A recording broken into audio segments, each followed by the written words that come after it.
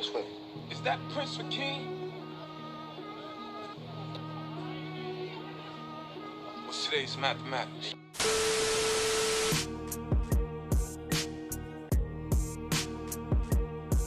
Truth is universal. Truth cannot be invented. Then it was guaranteed that Marcus Garvey would come the next night. And the hall was packed with people. And everybody went with ammunition. How they understand themselves as African, right, and American. Yes. Like, it's not either or, right? Everybody who knows anything about Israel knows that in order to effectuate significant change, you not only need a majority, you need a Jewish majority.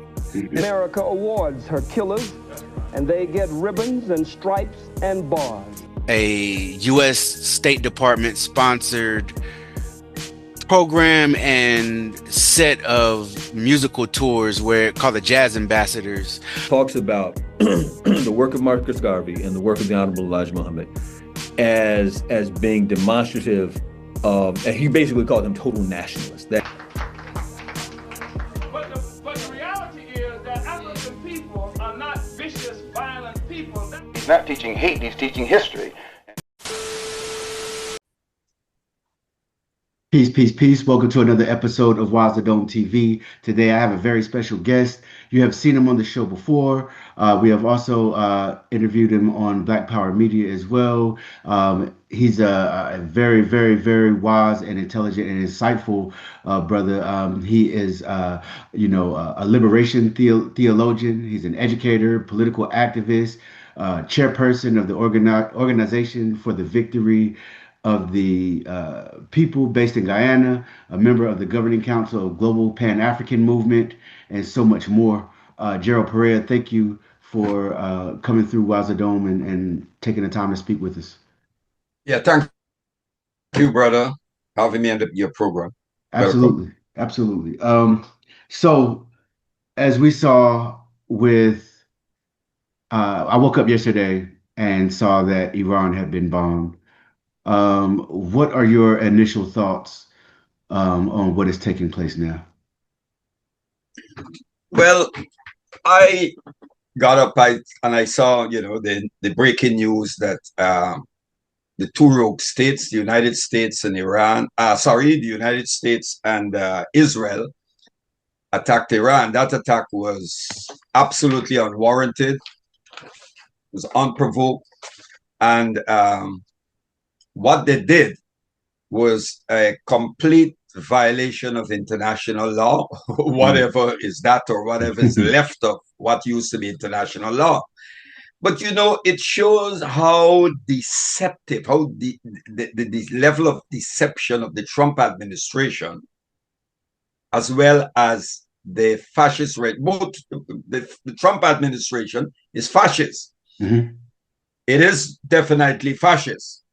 And so is the regime in Tel Aviv. Mm. The level of deception, they engaged Iran in these talks, diplomatic, talks. But while they were pursuing that, they had their own plans. Right. In fact, it is coming out that while the talks were going on, regardless of what concessions Iran was going to make, that they were going to hit Iran. You see, this is about what we are witnessing. What is called the Monroe Doctrine is an extension of the Monroe Doctrine beyond the U.S. so-called backyard into the world. Okay? About this reasserting America's dominance. And really, to read white supremacy.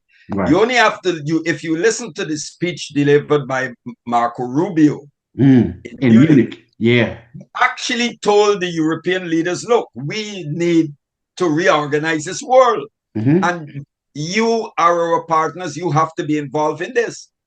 And I will put it in a nutshell. What he was saying was, look, do not apologize to slavery and colonialism.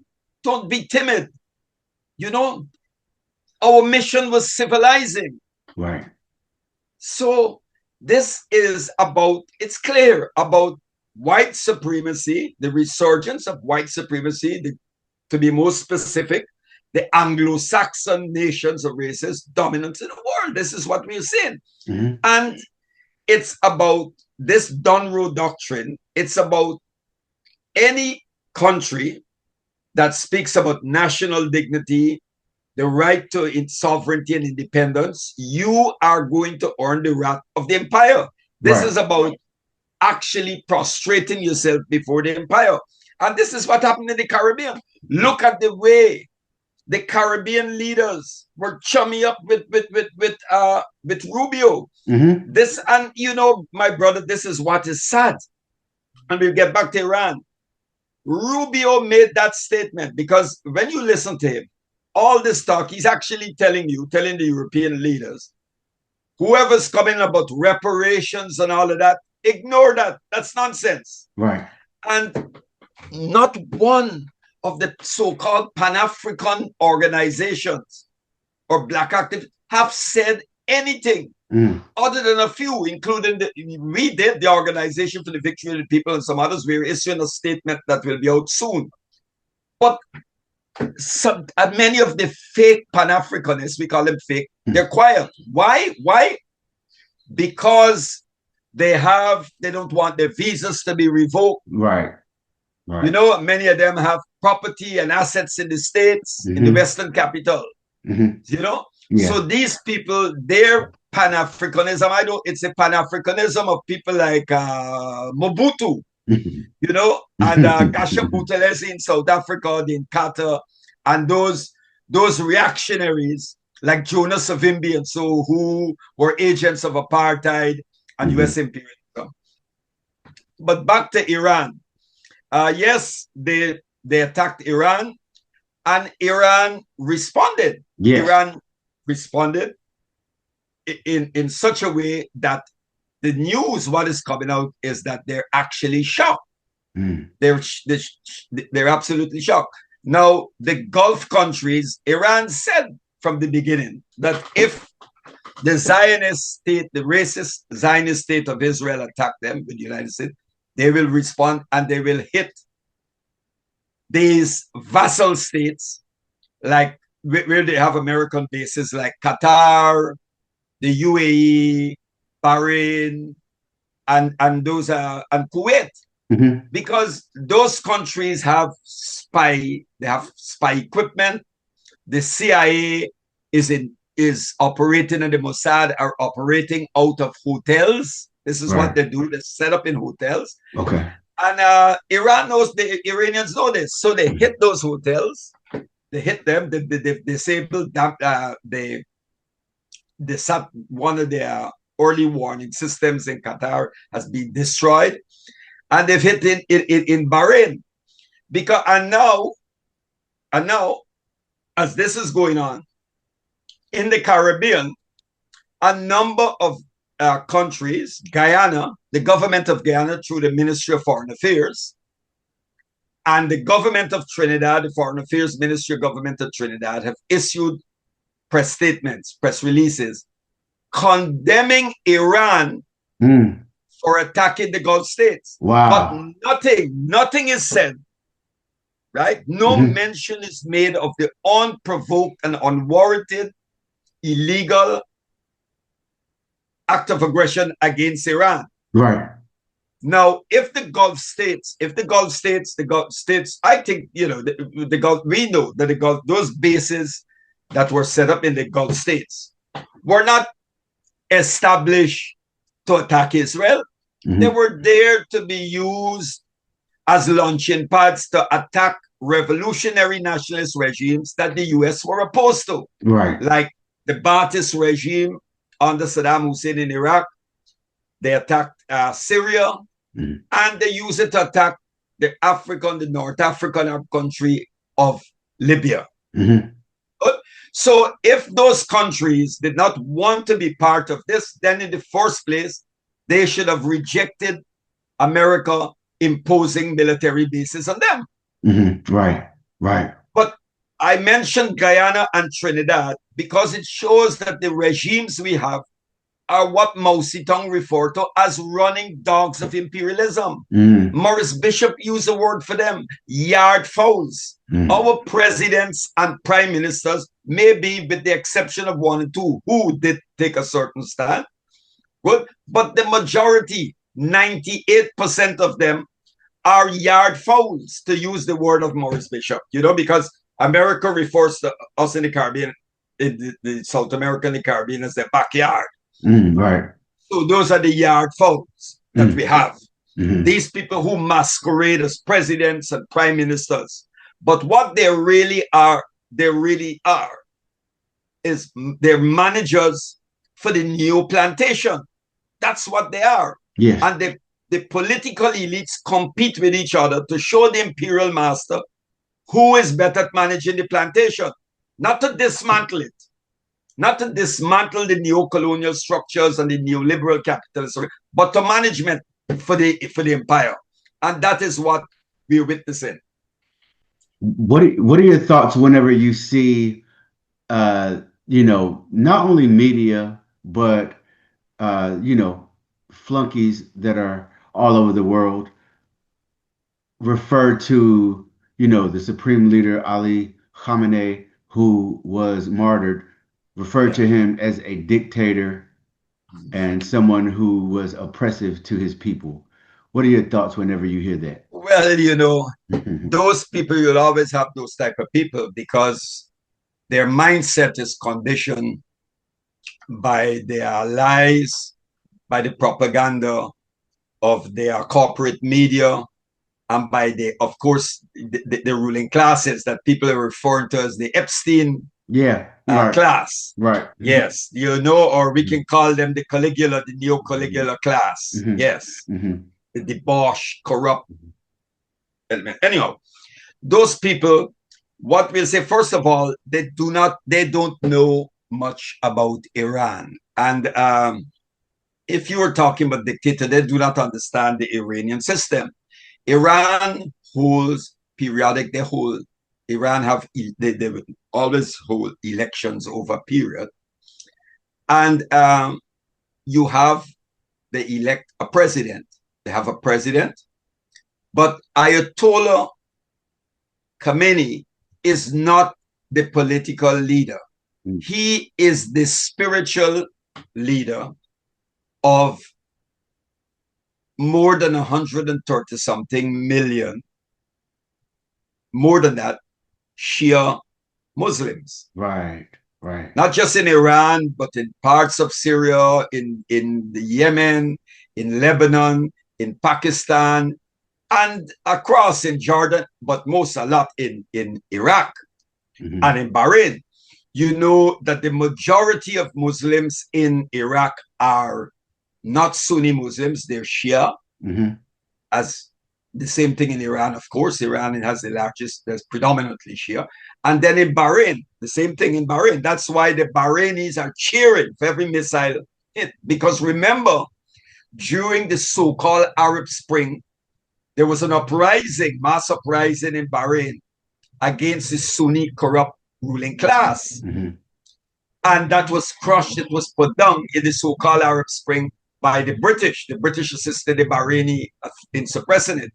So now you're seeing that, you know, that the Bahrainis are celebrated. And you saw what happened in Pakistan, where they stormed the US consulate and set part of it on fire. And there's protests and 6 persons were killed. Right. So this is a spiritual leader. Killing Ayatollah Khamenei is like killing the Pope.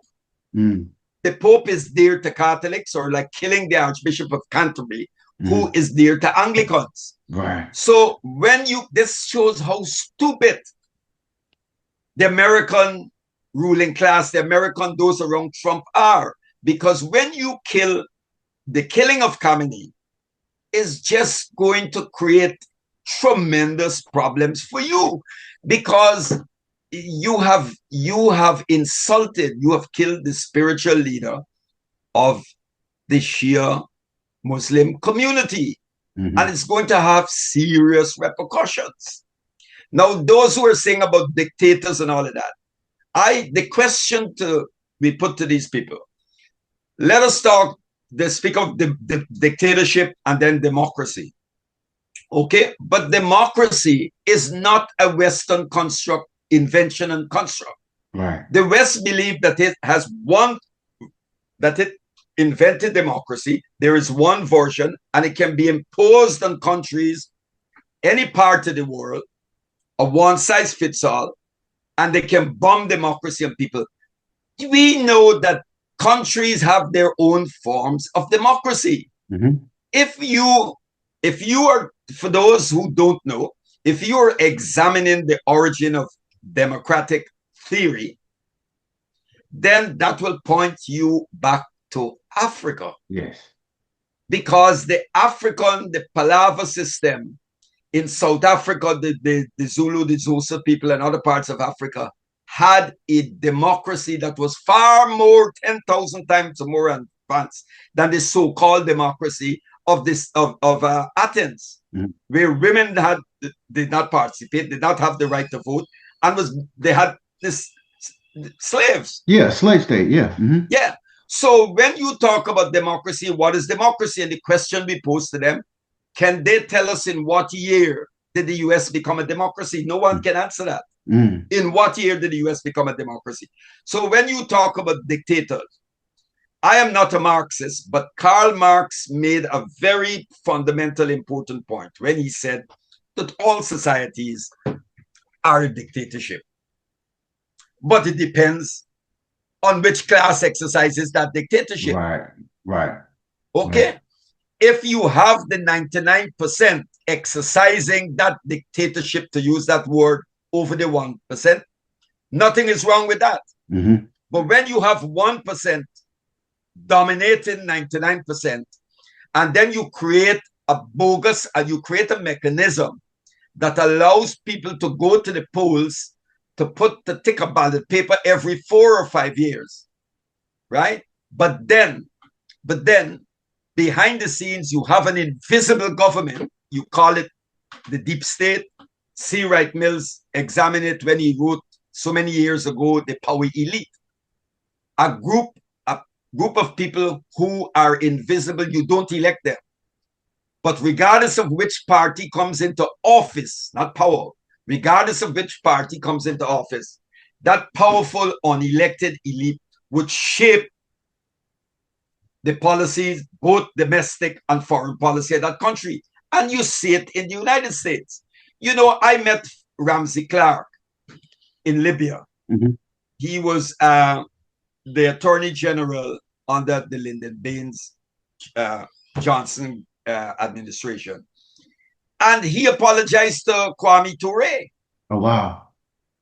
You know, he said that he was brought up on a diet. He was brought up believing that America was a democracy. This is Ramsey Clark. He's no anarchist, no communist revolutionary. Right. He said he was brought up believing that America was a democracy, only in his advanced age to discover that America is a plutocracy. And he founded the International Action Center, which I think is based in New York. Sarah Flounders is from there. So when they talk about dictatorship, right, what are you talking about? This thing about the West is democratic and the global South and China and everybody's dictators. I mean, it's just the way, you know. Listen to, I'll give you an example when we talk about this, how your mind is conditioned. Trump said that President Ali Khamenei was the most evil man in history. Now, that has to be coming from a lunatic. Yeah, like he skipped Hitler, Leopold, all types of Leopold was worse than Hitler. Right. King Leopold killed more than Adolf Hitler. But nobody speaks about that.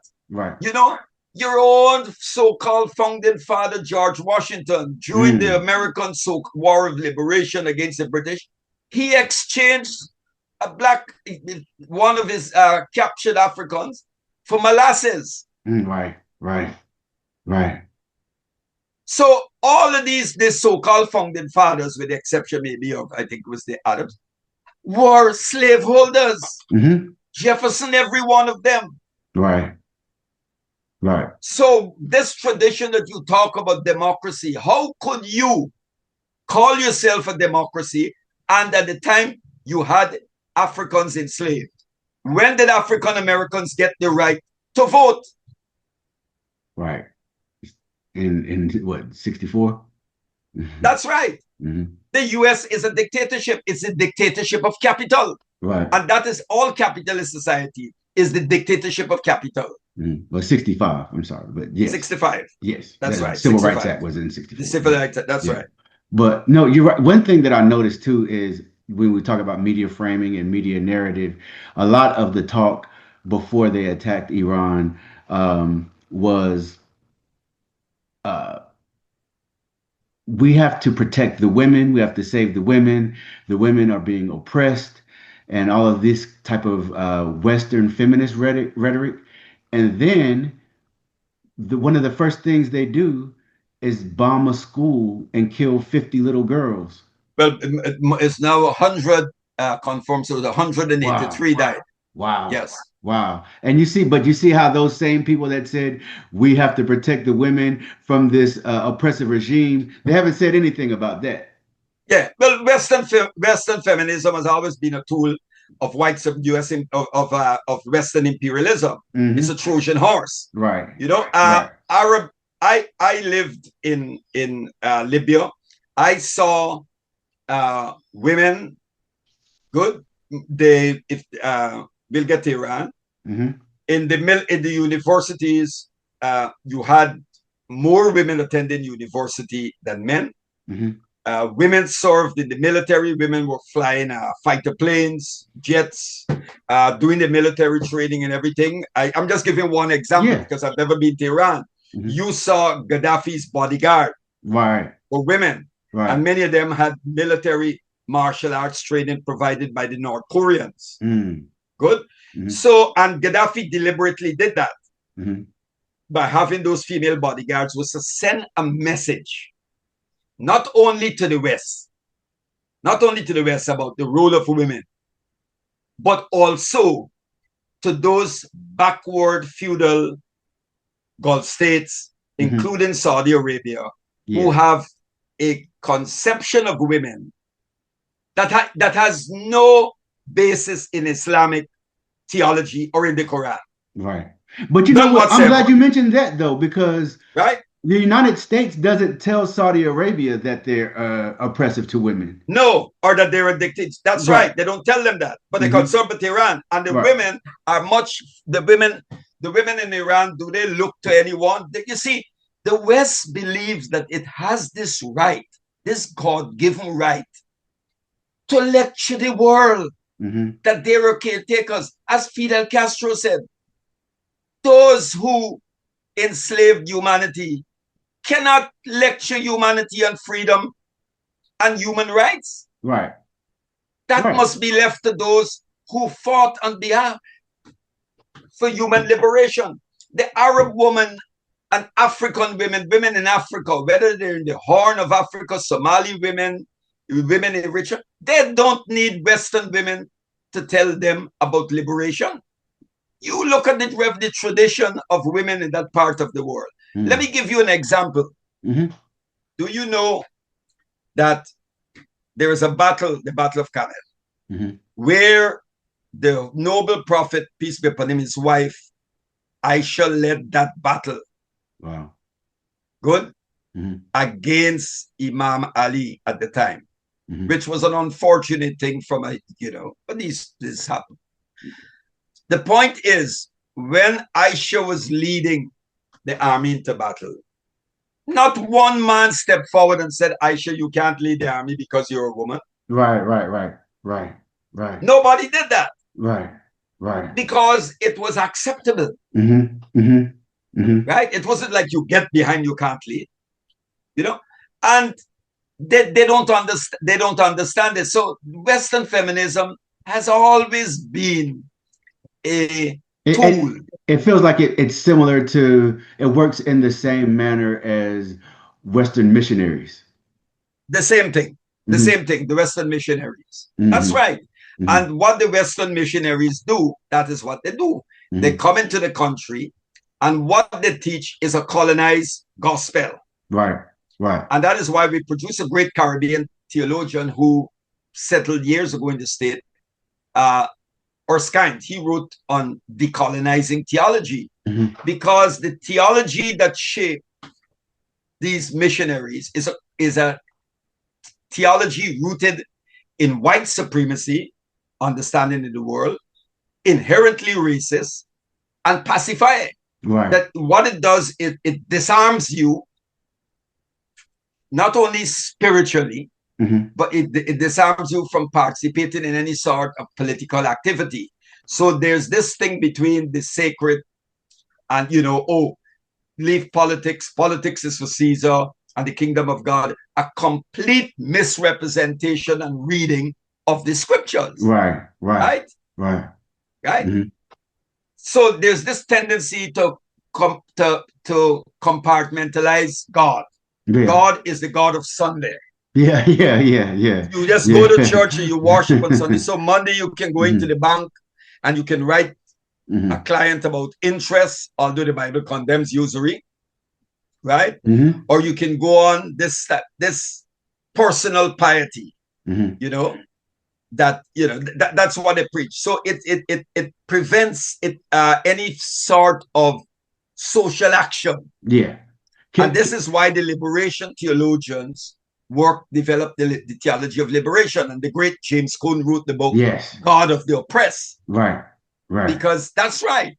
So all of these guys, these people who are preaching, these missionaries, that is to prevent you from participating in day-to-day struggles, right? It does not address systemic oppression.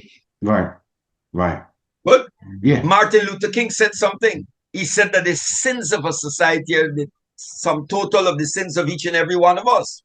So you cannot condemn someone for going into a supermarket and stealing a loaf of bread when the very system that you have is oppressive and creates the condition for people to go into a supermarket to steal a loaf of bread. Right. Facts. Now, so speaking of stealing, last time I had the honor to build with you, we were talking about, it was right after Maduro got kidnapped in Venezuela.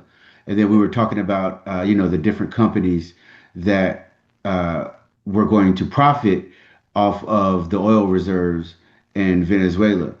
Now,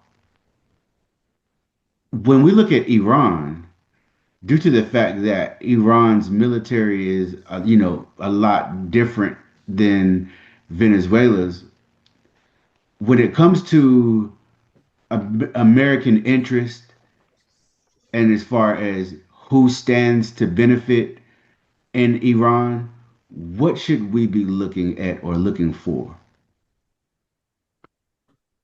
Well, you're talking about in terms of the American objective was a secure regime change, the United States and Israel. Yes, that they would go in and just decapitate the spiritual leader, Ayatollah Khamenei, and top leaders of the Iranian government and the revolution, top leaders of the Islamic Revolutionary Guard Corps. And then Iran would come begging or surrender. Right. They don't understand. My brother, our history is important. It was around, I have it here. It was around in the October of the year 680. There was a battle fought in Iraq, the Battle of Karbala. Okay. The Battle of Karbala, yes. What happened was there was a caliph by the name of Muawiyah, and he had designated his son Yazid to be his successor.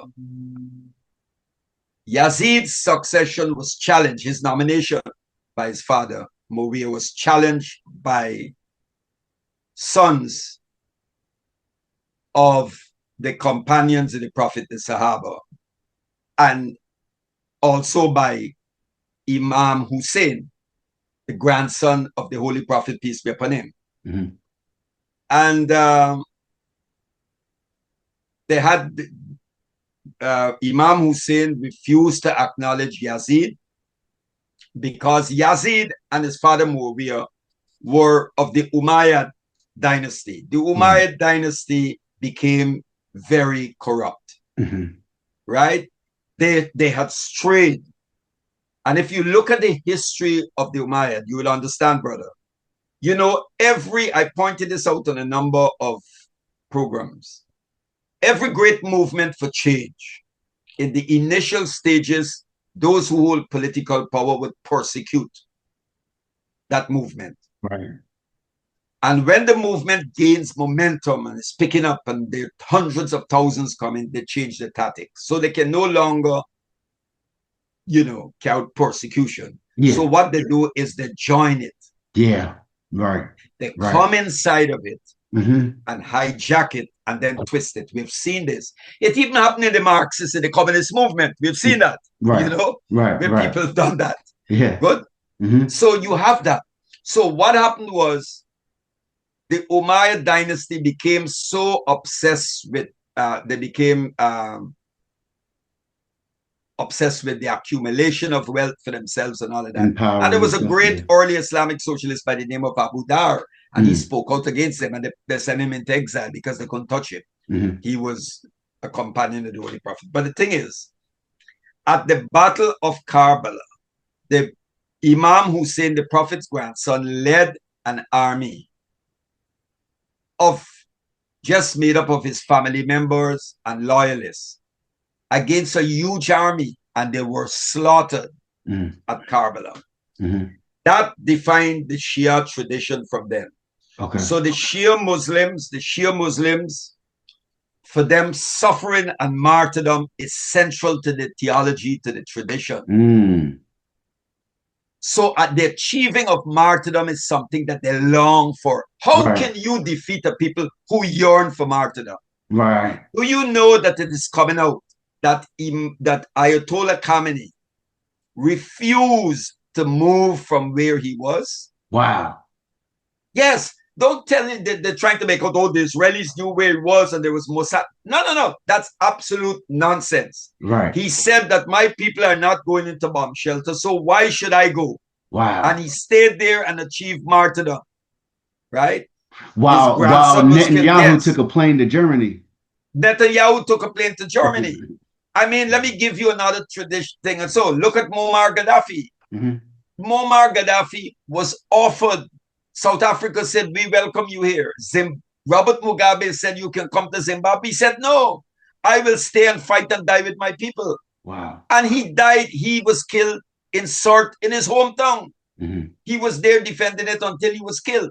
These are not guys who run away. Yeah, right. They achieved martyrdom because Gaddafi said, this is my thing. He said, I would love martyrdom. So you cannot, the Iranian Revolutionary Guard Corps, these people, you saw it with Hezbollah. Yeah, right. Suffering and sacrifice for them is central to the struggle for the triumph of truth over falsehood and for justice over injustice. So they don't mind laying down their lives. Right. How can you defeat that? You can't beat that with guns and bullets. Now there is news coming out of certain quarters are saying that Trump has approached Iran for ceasefire, but Iran has refused it and said they will decide the terms of any ceasefire. Wow. Bravo, we love that. Right. Do you know that they're lying to you? Do you know that in Bahrain, that hit in Bahrain, there are sources that are saying more than 200 US soldiers have been killed and wounded? Wow. But Israel and the Americans are hiding the casualty figures. That CIA, one of the hotels that was hit in Abu Dhabi, in the UAE, was a nest where the CIA and the Mossad was operating, and it got hit. And the thing about it is that Iran is not using the missiles that they really have that they really want to use. The sophisticated ones, they're holding that. Yeah. So military analysts are saying this. Mm-hmm. So what Iran is throwing at you, right? You're using all those expensive missiles. You're throwing at these things, and then you're going to run out. Yeah. And the US thought that by just killing Ayatollah Khomeini, killing certain people, the regime will bow, and that's it. But that is not going to happen. They have this line of succession. Mm-hmm. Right. And you saw where the council got together, and they've already announced the successor. Right. Yep. That's right. You kill him, top military man, and there is someone else to step in. Mm-hmm. Then you have, they didn't calculate for this. You have Khatib Hezbollah, which is another Hezbollah in Iraq. Okay. Good. Mm-hmm. You have them, and then you have the Popular Mobilization Brigades. Then you have the Houthis. And then there are also, what nobody's paying attention to, is the Assad loyalists that are waiting in the wings. Because the Assad loyalists, those thousands of soldiers, they just vanish. Right. You know? Right. They are members of the Alawi. Mm-hmm. That is a subsect of the Shias. Wow. So they support Iran, and they are waiting their turn. So this thing is going to, what Trump and people like Vance and Rubio, you know, I heard Chris Hedges said, he said these people are imbeciles. You know, when you listen to these people, they are absolute ignoramuses. And yet in the Caribbean, we have leaders. Rubio comes into the Caribbean. Rubio comes to Guyana. And he talks as though he's the president or the governor of Guyana. And the president sits there like some primary school student. Wow. This is absolute respect for the dignity, our people's dignity, our sovereignty and independence. We don't have any sovereignty and independence. We don't have that. I'm glad you said that. I was watching an interview the other day. It was obviously an old interview, and it was on, I believe, might have been, I can't remember what news channel it was, but it was America. It might have been PBS back in the day, not sure. Yes. But they were interviewing Maurice Bishop, and it was so funny that the way they tried to talk to him, it's like they had no respect that he was the leader of a sovereign nation. Yeah. I was just so dumbfounded. Like, here this guy is, you don't calling in, and even the host himself, like the way they talk to him, it's like, regardless to the position that he holds as a leader of a sovereign nation, these white men still feel as if he's beneath them. Yeah, exactly. That is why we speak about the days of people like Forbes Burnham, Eric Williams, Barrow in Barbados, and Manley. You know, those men stood their ground. They stood their ground. A Caribbean diplomat who is a Pan-Africanist told me that they went to a meeting on the issue of reparations, and he was physically assaulted by U.S. diplomats. Wow. U.S. diplomats go up when it's time to vote in the General Assembly. When you go into the General Assembly, U.S. diplomats threaten small countries, tell them how to vote. Diplomats, people tell you this. Right. So, when you listen to this, to Trump and the Dunroe Doctrine, your sovereignty and independence means nothing. Trump has said that the oil you have, the gas you have, the minerals in the ground you have belongs to the empire. Right. And if you don't do what the empire wants, you will be dealt with. They went into Venezuela. They told Venezuela that, you stole what was American. Because this is a warning to governments who nationalize. That for the U.S. empire, those governments that nationalize their natural resources and so, Trump has described that as theft. Right. So here's what I want to, because a lot of people, you know, whenever we talk about these types of things that happen globally and geopolitics, the way media is designed in the West, it's designed to confuse you and to lead a certain narrative that makes you think America and the West are the good guys and their allies are the good guys and whoever they, you know, bomb and destroy are the axis of evil, right? Yeah. So people, I've seen people ask the question who may not know, and I think you would be the perfect person to kind of explain to them. When they see the UAE and they see Saudi Arabia, they're like, how could they take the side of the United States and not take the side of Iran? For people who don't understand what the relationships between these nations are like and why, could you go into some of that history a little bit? Well, you know, first of all, we are warned. We are warned. The Holy Quran warns us that we should not take unbelievers as friends or allies. Mm. And what is an unbeliever? Mm-hmm. This is very important. Mm-hmm. Some Muslims read it that an unbeliever, if you are not a Muslim, you're an unbeliever. In other words, a Christian is an unbeliever, Mm-hmm. or someone who follows Moses' law or so is an unbeliever. No, no, no, no. An unbeliever is a person who rejects the oneness of God and the oneness of all humanity. Right. Right. Right. Good. So if you're a Muslim, if you call yourself a Muslim and you support injustice, if you stand on the side of wrong, if you support the capitalist system, which is incompatible with Islam, as it is also incompatible with Christianity. And when I say Christianity, I'm talking about, let me be specific, I'm not talking about churchianity, the Western, I'm talking about the revolutionary message of Jesus Christ. Absolutely. Good. You cannot at the same time support capitalism and imperialism. Right, right. Good. So these are the contradictions. So a believer, anyone who fights, who acknowledges the oneness of God, the oneness of humanity, anyone who fights against white supremacy, against racism, against colonialism, against oppression, they are the believers. And anyone, regardless of what they call themselves, Jew, Christian, Muslim, who supports imperialism, defends Zionism, apartheid, and oppression, they're unbelievers. Right. Right. Right? It's not what you call yourself.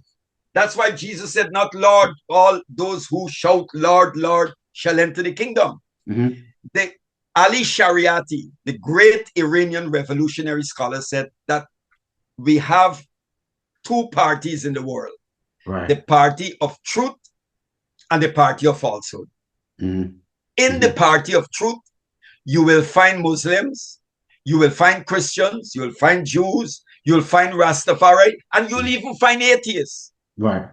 Right. Because they're atheists who fight against injustice and oppression. And we have people who shout every day, Lord, Lord, Lord, but they're the biggest hypocrites and oppressors. Right. Right. So in the camp of falsehood, you will find Muslims, you will find some Rastafari, you will find Marxists, you'll find people who have it wrong. Right. Right. So the ruling elites in the Gulf states who are Sunni Muslims, they have done something to Islam which is unforgiving. I am not into this Sunni Shia thing, but it is other than Hamas,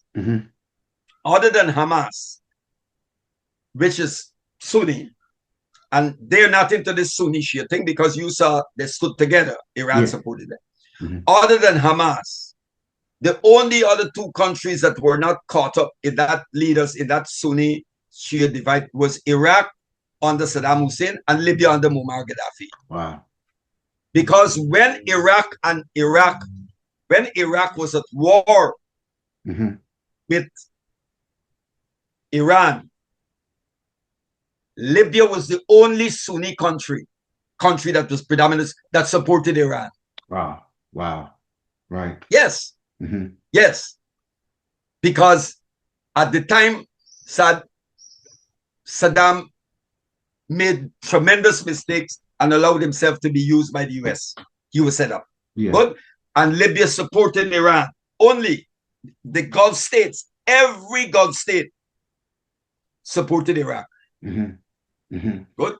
So the Sunnis, what is sad is that the Sunnis, especially the Wahhabi branch in Saudi Arabia and all of that, they are prepared. They prefer to take the Zionists, right, and the unbelievers as their friends and allies over the Shia Muslims who say the same thing like them. There is no God but Allah. Muhammad, peace be upon him, is his messenger. But they have taken the side of the Zionists. Not one Sunni nation has lifted a finger to help the Palestinians. Not one. Not one. They have all these armies, Egypt, all of them. Let's go a little further. Indonesia. I'm not saying Indonesia was sent an army but Indonesia has the largest is the largest Muslim country in the visit. And while the Palestinians were being slaughtered, the president of Indonesia was visiting France, and a contingent of Indonesian troops marched down the Bastille to celebrate the anniversary, the commemoration of the French Revolution. Wow. How do you explain that? Right. Oh, wow. Wow. And you have Iran helping the Houthis and helping the Palestinians. It is the resistance to the Zionists and to the US came from the Shias in Hezbollah, in the Houthis and Iran and the Popular Mobilization Brigades in Iraq. The only Sunni force that fought there was Hamas. Right. Right. Wow. That's and also with what's when we talk about Dubai, can you talk to the people about we see Dubai and it's like a billionaire and millionaires playground in the desert, right? But what people don't see is the slave labor that went into what they see as Dubai now, and their role in the conflict in Sudan. How does this? Good point. And how does all of this affect? In your opinion, do you think this affects any of that at all, as far as what's happening in Sudan? Yeah, brother. Before we get to Sudan, I'm so happy that you raised that. The Gulf states, these Gulf states, their populations are small. Right. They are not sustainable. A serious war will see hundreds of thousands, all of those foreign workers leaving. They are just small population. The conditions under which foreign labor is treated is terrible. Right. When I was residing in Libya, I met a where I was residing, I had a friend. He was from Bangladesh. He was an electrician, and he spent years in Dubai. And he left. So I asked him, I said, why did you leave Dubai for Libya? He said, because in Dubai, the way they were treated. He said they would have to sit when the ones at the top, the management, the executive, have their meals, then they will have to wait after to eat. They will eat after. And he turned to me, he said, in Libya, that doesn't happen. I can sit at this table with a minister and share a meal with him. And I'm just showing you the difference. Right. Right? Because Libya, the Libyan system, Libya was the socialist people's Libyan Arab Jamahiriya. It was a state of the masses. That had if you want to talk about democracy, that was a democracy. Right. You drive down the road, they had no police to harass you and pulling you off on the road and all of that. Wow. If you left your driver's license home, no problem. Mm-hmm. Mm-hmm. Right. Right. There was never no police to harass you, horns pulling you over and judging you by the color of your skin and all of that nonsense. Nope, nope, never. Mm. That was if you're talking about democracy, and democracy is something always evolving. Yes, right. You know, That's it's not something static. Mm-hmm. You don't give, how long did it take America to arrive at their so-called liberal democracy, or Britain? Right. Right. And you don't give countries breathing space. The minute they're trying something different, you destabilize them, you destroy them, you sanction them, you assassinate their leaders. Good. Now, this war that we're seeing here, where Iran is hitting the UAE, it's going to create problems for Hemeti and the Rapid Deployment Force in Sudan. Mm-hmm. Right. Because the UAE is backing the rebels in Sudan against the Burhani government in Khartoum. Mm. Wow. You see? And Iran has good relations with the Khartoum government. Mm-hmm. And the UAE is supporting the rebels, the RDF, that have committed so much atrocities. So if Iran continues, I hope Iran bomb the hell out of them. They won't have time to send weapons so that the RDF could carry out the massacre. This is what they're doing. Mm-hmm. The other thing is this, that the UAE, look at what happened with the UAE and Saudi Arabia in Yemen, not in the part where you have the Houthi government control.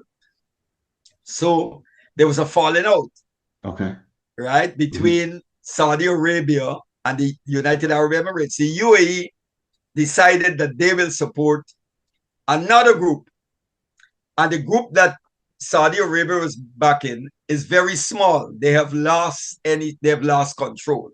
So you have this rivalry going on between Saudi Arabia and the UAE. The UAE did a thing, I don't know if you recall, a couple of years ago, I think it happened about 4 years ago, they're in Libya. Mm-hmm. There were a number of military cadets on a parade, and they were hit by drones. And I think hundreds, many were killed. Wow. And when they traced the drones, it shows that the drones came from the UAE.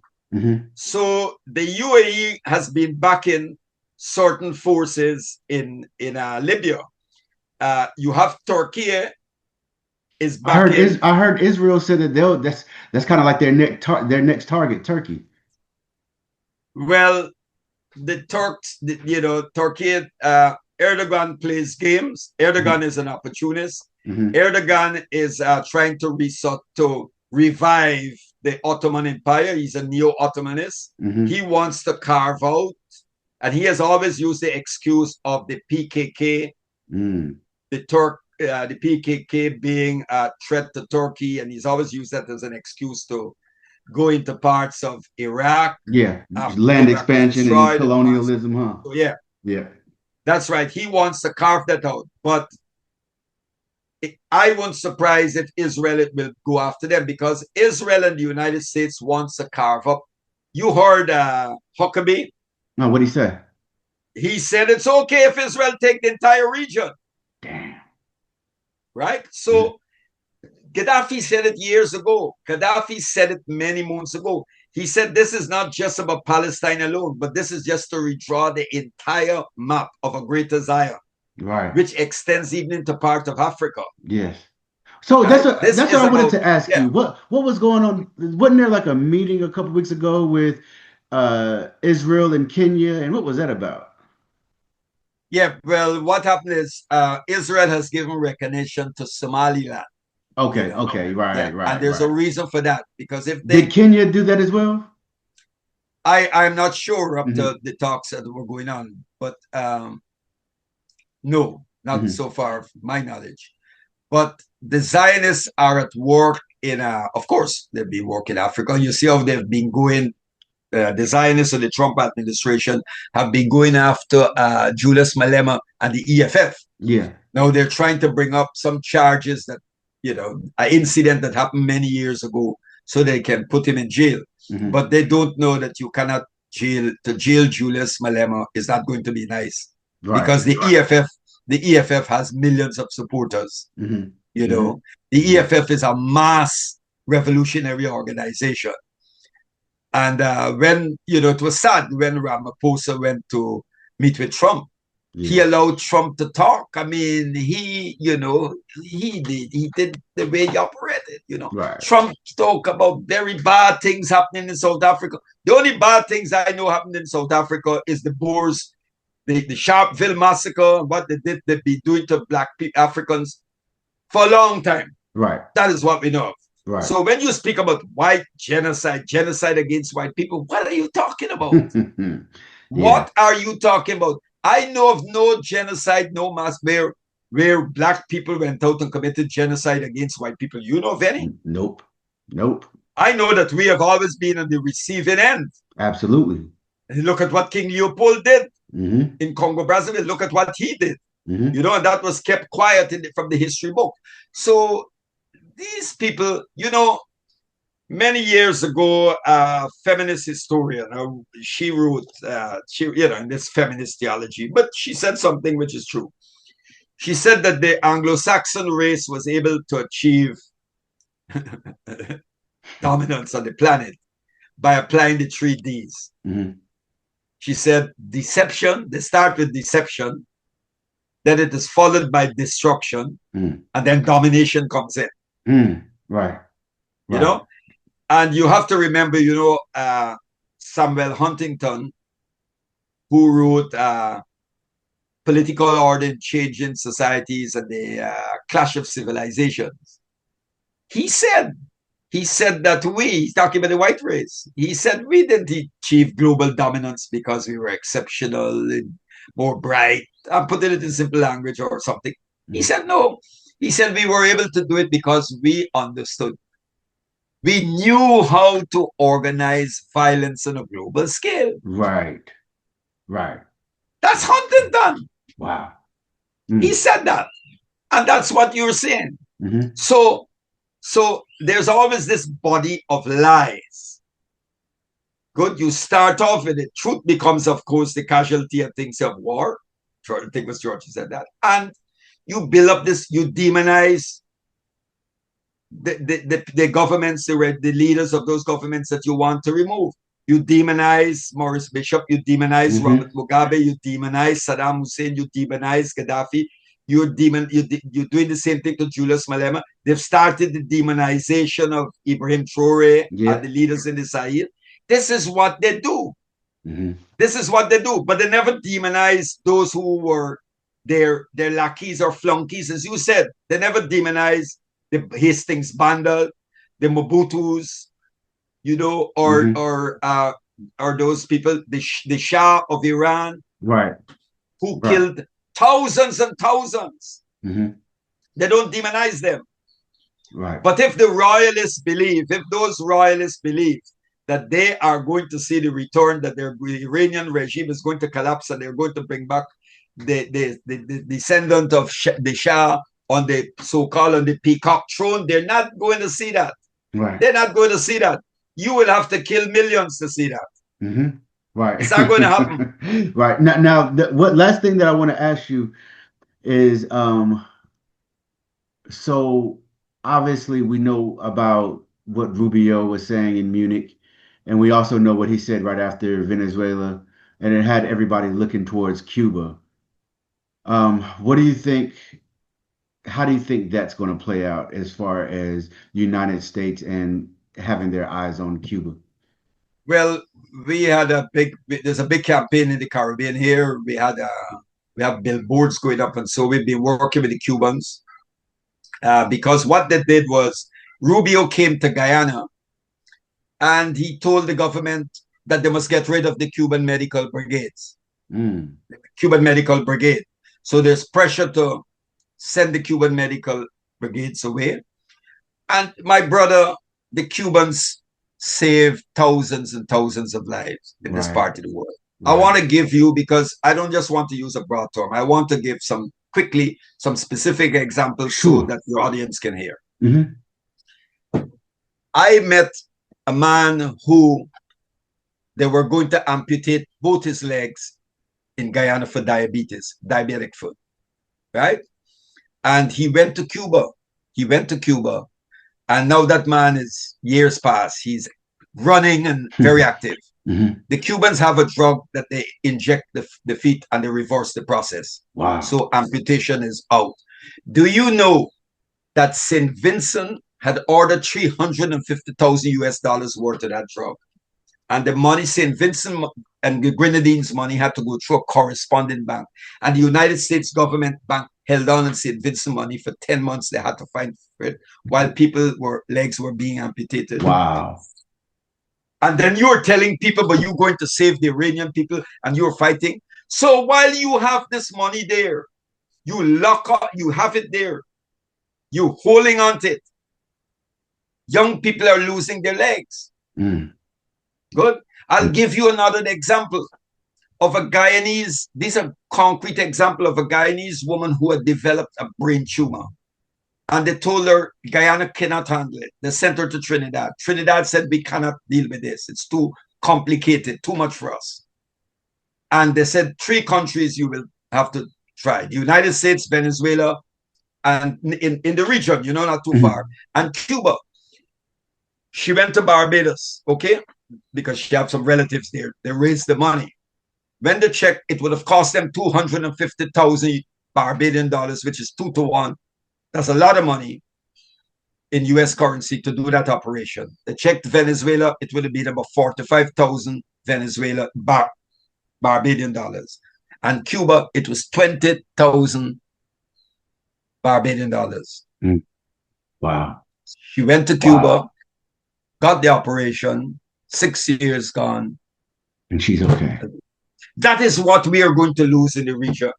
Because some running dogs of imperialism, the president of Guyana and the prime minister of Trinidad, who one calling himself president and the other one calling himself prime minister, they're nothing but plantation overseers. Sovereignty and independence could be staring these running dogs in their face and they wouldn't know what it is. They sent the Cuban medical mission home. But because Rubio wants it. Right. And now we just had the CARICOM summit, and the Prime Minister of Trinidad and the President of Guyana will be meeting with Trump in March. Oh my! Just the 2 of them. Just the 2 of them. Right? Will be meeting with the president with Trump in March. Wow. Yeah, we're a colony. We're a colony. Yeah, that's what someone said. They said United States treats all of these places like vassal states. That's right. I always pointed out, if you study the Monroe Doctrine carefully, the United States never took the independence of sovereignty of countries in its so-called backyard seriously. Right. That's why they never recognized Haitian independence. Nope. Yeah. Never did. Right. And even when they granted it some sort of formal recognition, they always intervened and did what they wanted in Haiti. And Haiti still paid the price of that. All because the Haitian Revolution did something, declared itself the first Black Republic, defeated every European army, and said that any enslaved African, any part, you escape and you land in Haiti, you're free. Right. Man, these people were practicing internationalism long before you heard the term proletarian internationalism and all of that. Haiti was practicing it. Right. African internationalism, and not just for Africans, If you were a white person fleeing persecution and you land in Haiti, you were granted freedom. Wow. Yeah. Right. Yeah, that's one thing they don't like to talk about. No, they don't talk about that. Because that's the moral superiority of the African ethos, our tradition. Absolutely. Comrade Gerald, again, like I always appreciate these interviews that we do, and just to be able to talk about geopolitics and what's happening in the world. I just want to let you know that, hey, I appreciate your work, and I thank you, because it's always a wealth of understanding being shared. So I wanted to thank you again. Welcome, brother. And I want to thank you for the work you're doing. It's very important to have these forums, and you keep up the good work. And before you go, I just want to say that Iran's resistance, what Iran is resisting, Iran is standing for all of those who have suffered and have been humiliated over the years. What Iran is standing for Grenada. Iran is standing for Cuba, for Venezuela, right? For what happened in Libya.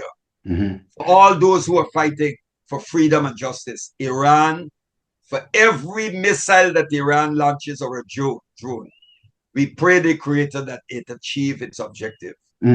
Indeed. Until finally we bring down the great Satan. Indeed. Yeah. Brother Gerald, thank you. And you have a great evening, my brother. Yes. Stay good, my brother. Stay strong. Will do. Yeah, all the best. Yeah.